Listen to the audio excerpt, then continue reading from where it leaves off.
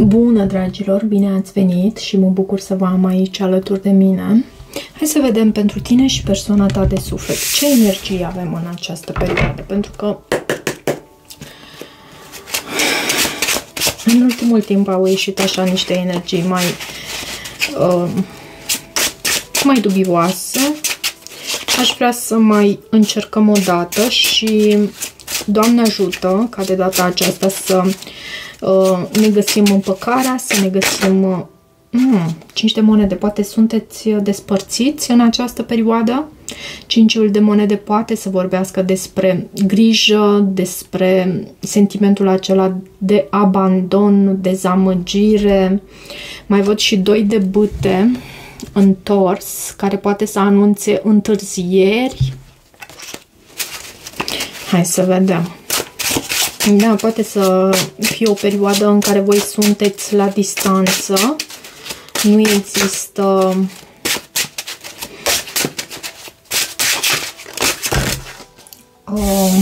poate chiar nu există comunicare.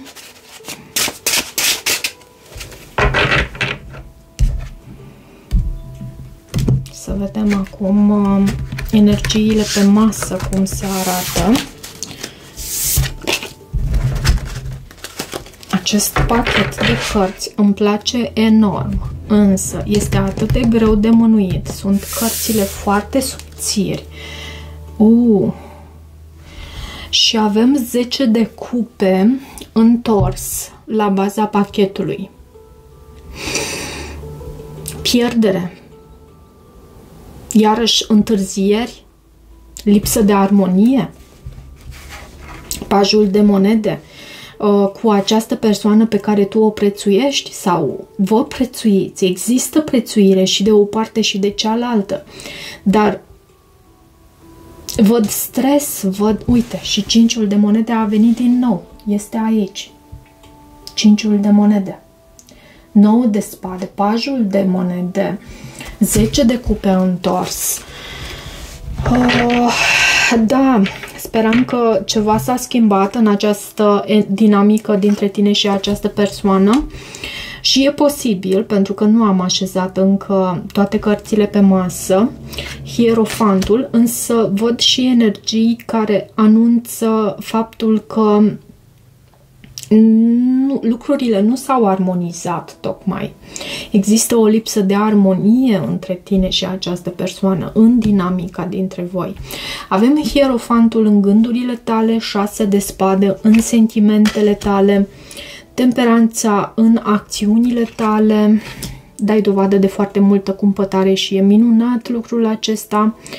6 de monede este în gândurile sale în ceea ce te privește. 4 de bâte este în sentimentele sale.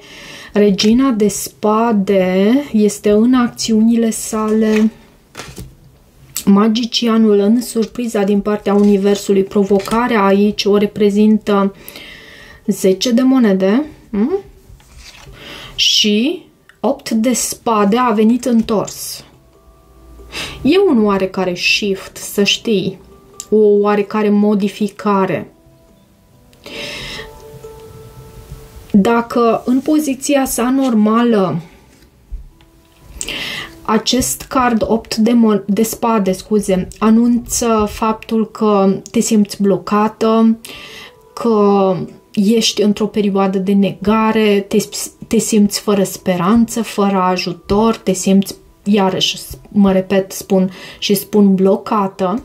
În poziția aceasta îți recapeți vederea, îți recapeți viziunea. Pentru unii poate să vorbească despre a merge mai departe, fie cu, fie fără această persoană, dar chiar dacă îți vine să crezi sau nu, cu un alt sentiment, cu o altă stare, nu cu deznădejde. Acest 8 de spade anunță că este timpul pentru o schimbare aici. Hai să vedem. Hierofantul este în gândurile tale și Hierofantul anunță tradiție. Este și o carte a educației. Poate ceri ajutorul unei anumite persoane, a unui consilier, a unui preot. Hierofantul anunță conformitate și a alege calea aceasta conformă cu tradițiile. Treiul de monede. Tu ești angajat. Nu. Văd și 8 de cupe la baza pachetului. Și urma să spun că îi ești dedicată acestei persoane și nu cred că ar fi cazul să îmi retrag cuvintele, însă există o dezamăgire, există posibilitatea de distanțare, poate și o schimbare care poate să apară aici, la asta te gândești. Posibil a existat și o perioadă de stagnare între tine și această persoană, o perioadă de stagnare pe care, din câte văd eu, nu o mai tolerezi, nu o mai suporți. Pentru că avem acest 6 de spade în sentimentele tale. Totuși, 6 de monede în gândurile sale anunță faptul că această persoană își dorește să ofere în această conexiune. Poate își dorește și reciprocitate. Și avem împăratul și pajul, cavalerul de bâte. Și 10 de monede la baza pachetului. Pentru unii dintre voi, această persoană e căsătorită și știi de ce? Pentru că văd acest 10 de monede și în provocare. Dacă nu ar fi fost în provocare, aș fi putut foarte bine să spun că vine pentru angajament serios în direcția ta. Dar acest 10 de monede este în provocare. Poate fi și acum. Poate fi vorba și despre faptul că vine cu intenție de angajament serios. Pentru că până la urmă acest 10 de monede este aici. Dar în cazul acesta sunt blocaje în a întemeia o familie. Oricum, sunt aceste blocaje aici. De ce 6 de spade în sentimentele tale? În sentimentele tale te văd aici că nu mai aștepți. Vrei să lași aceste ape tulburi în urmă? De ce 6 de spade? Asul de monede și îndrăgostiții.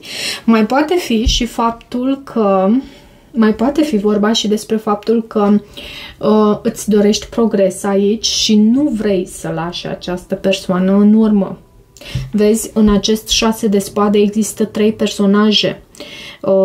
Există acest bărbat care vâslește și această femeie și acest copil. Îți dorești un nou început aici și vezi tu în sentimentele sale avem 4 de bâte. 11, cartea flăcărilor gemene, cartea stabilității în sentimentele sale. Da, există un shift. Dacă e să mă întrebi față de citirea anterioară, există un shift aici. Și regele de monede, această persoană vrea să dea dovadă de stabilitate, poate chiar generozitate, pentru că avem și acest 6 de monede aici. 6 de spade, din nou, este aici în sentimentele sale. 6 de spade anunță faptul că poate această persoană își dorește să călătorească înspre tine, să parcurgă o anumită distanță pentru a ajunge la tine. Văd dedicare din partea sa, dar mai poate fi vorba și despre faptul că își dorește și dânsa să elimine aceste greutăți dintre voi, aceste ape tulburi, pentru că 6 de spade vorbește foarte mult despre a lăsa apele tulburi în urmă și despre a te îndrepta spre ceva mai armonios, ceva mai sănătos, ceva mai cu înțelegere între voi, cu mai multă înțelegere, cu mai multă armonie. Și văd de asemenea că în acțiunile tale tu ai temperanța, cartea vindecării. Cartea Săgetătorului, poate ai săgetător de asemenea pe harta natală. Dai dovadă de multă cumpătare și în acțiunile sale vedem aici Regina de Spade. Cred că această persoană s-a simțit ușor lezată în această dinamică dintre voi, pentru că Regina de Spade vorbește despre o persoană care își folosește cuvântul, poate să fie tăios uneori. Este o persoană care are claritate mentală, ea stă deasupra norilor aici și e cu spada sus și gata să o folosească dacă este nevoită. Da, e posibil să se fi simțit lezată cu ceva anume. De ce Temperanța? De ce acest card Temperanța? Lumea.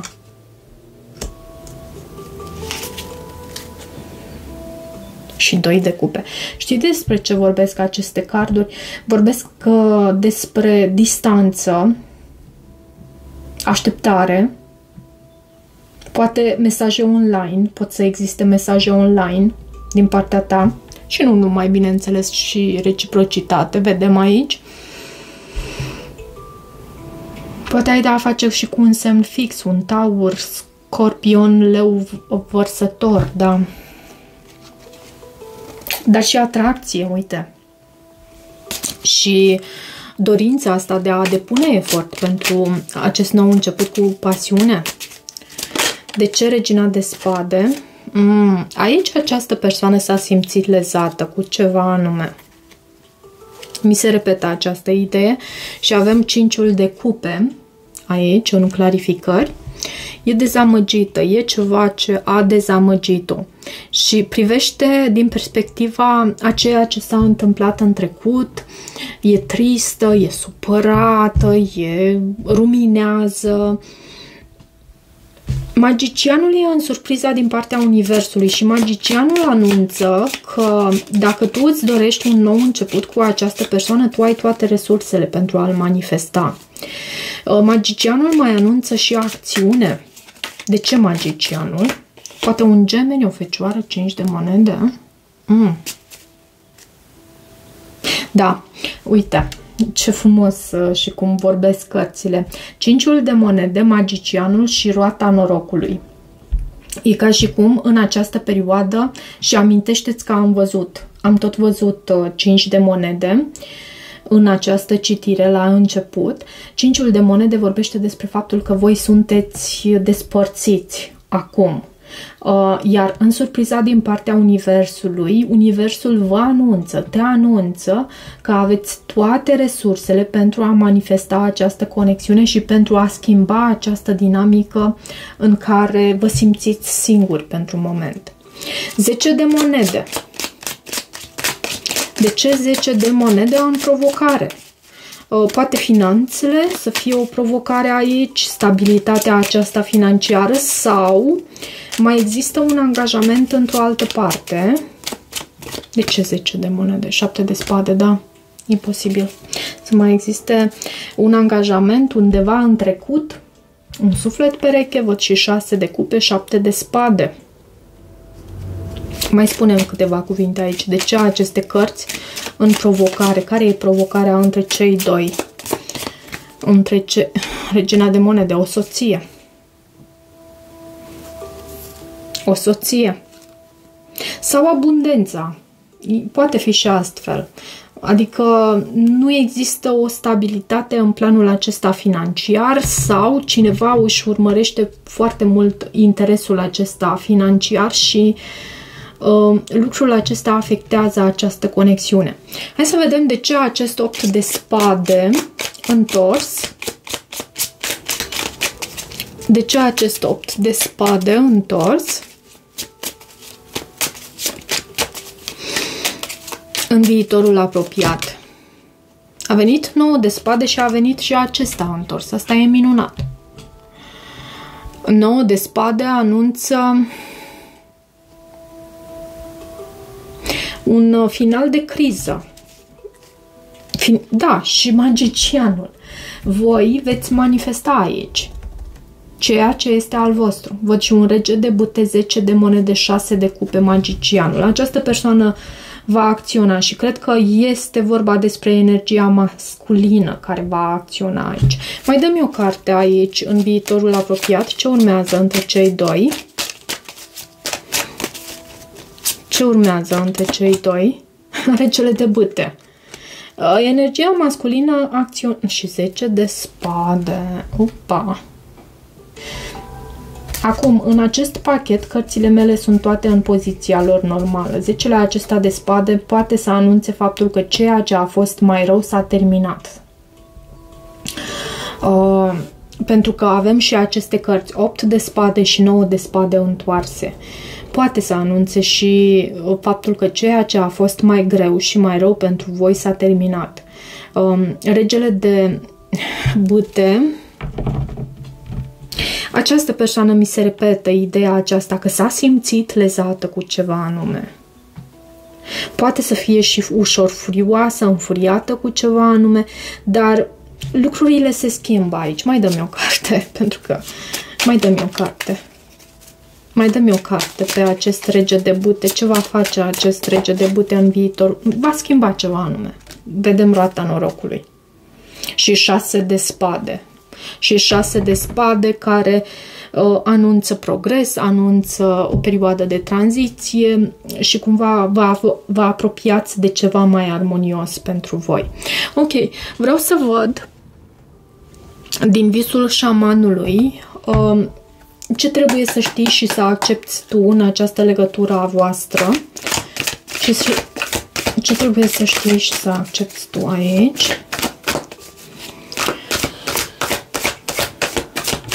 Ce trebuie să știi și să accepti tu în această legătură? Fântâna secată, timpul refacerii. E o perioadă pentru refacere pentru tine și pentru această persoană. Roata norocului, noroc și sincronizare. Niște cărți tare frumoase sunt acestea. Ar trebui să le folosesc mai des. Fântâna secată.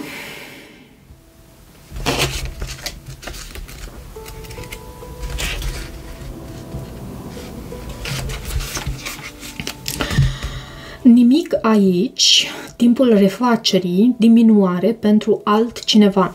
Eu în viitorul apropiat văd faptul că cineva se va vindeca. Nu știu dacă va... Pentru că am văzut acel magician, posibil va exista și o acțiune înspre tine. Mai ales dacă ești în energia ta feminină. Dar... e o perioadă care va trece pentru acest lucru, pentru că avem și acest card fântâna secată. Fântâna secată ne dezvăluie că nu există nimic pentru tine aici. Fântâna este uscată, iar deșertul îți invadează grădina cândva fertilă. Este timpul să înfrunți această realitate dură și să mergi mai departe. Dăruiește recunoștință și mulțumește pentru abundența pe care ai experimentat-o. Apoi lasă spiritul să te ghideze spre următoarea destinație, chiar dacă înseamnă să-ți iei adio de la cineva sau ceva, ori să schimbi regulile jocului.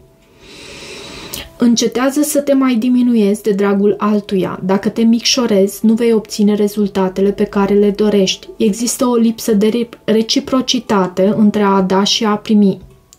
Fântâna secată îți spune că a venit timpul să revendici ce-ți aparține și să returnezi ceea ce nu-ți aparține.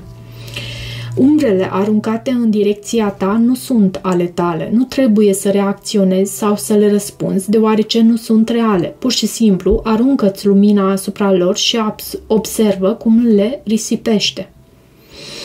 Aceste umbre sunt proiecții pe care le confunzi cu realitatea. Poate că ți s-a oferit o lopată pentru a te ajuta să ieși dintr-o situație inconfortabilă, o găleată pentru a bea din fântână. Dar nu poți săpa singur ca să ieși din această gaură și amintește-ți că nu există apă în fântână. Primește fântâna secată ca pe un cadou. Nu-ți consuma energia și nu-ți irosi resursele reparând pereții sau frânghia. Urmează cursul de apă. și vei fi condus spre o nouă oază cu izvor. Poți găsi cursuri de apă subterane, bogate, resurse naturale în adâncurile subterane ale inimii tale. Nu, ce să zic eu aici? E o perioadă, urmează de fapt o perioadă în care tu îți vei găsi și liniștea, indiferent dacă va exista o reînnoire între tine și această persoană sau nu. Fântâna secată te invită să accepti lucrurile exact așa cum sunt și să nu forțezi nimic. Hai să văd și un număr angelic și am să vreau și un mesaj, două, din partea acestei persoane. Ce număr angelic avem? 1331. E cartea norocului și avem roata norocului, s-a repetat de 3 ori aici. Sfat, confort, schimbare majoră, individualitate, independență. Și mai avem aici 0808. O acțiune subită, aș putea să spun. Hai să vedem acum un mesaj din partea acestei persoane. Ce mesaj avem din partea acestei persoane pentru tine? Nimeni nu mă înțelege precum o faci tu. Nimeni nu îl înțelege. Nu pot să vorbesc cu tine chiar acum. Da, e o perioadă de așteptare, e o perioadă în care voi vă refaceți. Și n-aș putea să spun că e ceva definitiv. Dacă e despărțire, nu e ceva definitiv. Pasiunea dintre noi este foarte intensă și mai vreau un mesaj. De ce nu te pot lăsa în urmă? La baza pachetului, te rog să faci ceea ce este mai bun pentru inima ta. Ok, dragilor, cam atât pentru această citire. Dacă rezonează, nu uitați să vă abonați canalului, să mai treceți pe aici, să-mi lăsați o apreciere și un feedback al vostru. Există posibilitatea de a deveni și membri ai canalului, bineînțeles, dacă vă doriți. Găsiți detalii în descrierea videoclipului. Pentru citiri private găsiți iarăși detalii de contact tot în descrierea videoclipului. Eu vă mulțumesc și toate bune!